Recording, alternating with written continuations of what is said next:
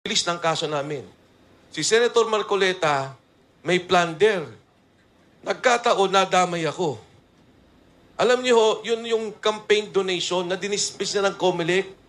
Donation. Dinismiss ng COMELEC, 3 kami na nagkaroon ng campaign donation kay Senator Marcoleta. Dinikit nila yun. Ginawang plunder. Yun lang ho yun. Ang plunder, kailangan pondo ng gobyerno ninakaw natin. O kundi kaya, yung case ni ERAP, may binigay na pera, pagkatapos may kapalit. Eh wala namang kapalit. Wala namang hiningi.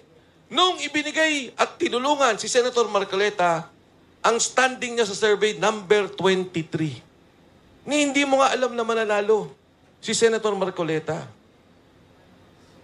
Ngayon, kinakasuhan kami at pinapabilis ang kaso. Ang sabi ko nga, kung may nagawa akong pagkakamali, kumain ako ng hopya sa opisina ni Senator Marcoleta. Yun ang kapalit. Oo. Pero yung hopya ni Marcoleta, hindi naman siya may-ari. Regalo din sa opisina niya ata yun. Dahil nung nakita siyang kumakain sa kongreso ng hopya, yung mga suporta niya natutuwa, nagpapadala ng mga hopya-hopya. Oo, nakita ko, hindi naman masarap. Oo. Sabi ho nung tinanong ako, sabi niya, wala ho ba kayong hinihinging pabor ngayon na senador na si Marcoleta? Sabi ko ho, kahit na nagkakapi kami o kumain kami sa labas, hindi bumubunot si Senator Marcoleta. Ako pa rin ang nagbabayad ng kapi naming dalawa. Siya na nga ang senador. Ako pa rin ang taya. Ganyan ang klase na nangyayari sa atin ngayon.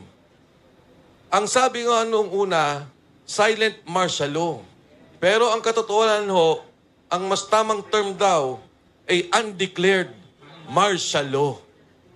Kaya ho kayo na nandito ngayon, yung mga vloggers, damay na rin kayong lahat. Alam niyo yan, winarningan na kayo ng NBI. Ha? Ayan, magkakasakasama na tayo. 40 ho ngayon ang kinasuhan. Dito sa aking kaliwa, sa aking kanan, may mga kaso to. At wala kaming naging kasalanan kung di ilabas lang ang sentimento ng ating bansa. Ilabas ang sentimento ng taong bayan. Yung korupsyon, imbestigahan, ikulong ang mga nagnakaw, at ibalik ang pondo ng bayan. Hindi kami matatakot, hindi nyo kami matatakot, at kami patuloy na lalaban. Magandang umaga po sa inyong lahat.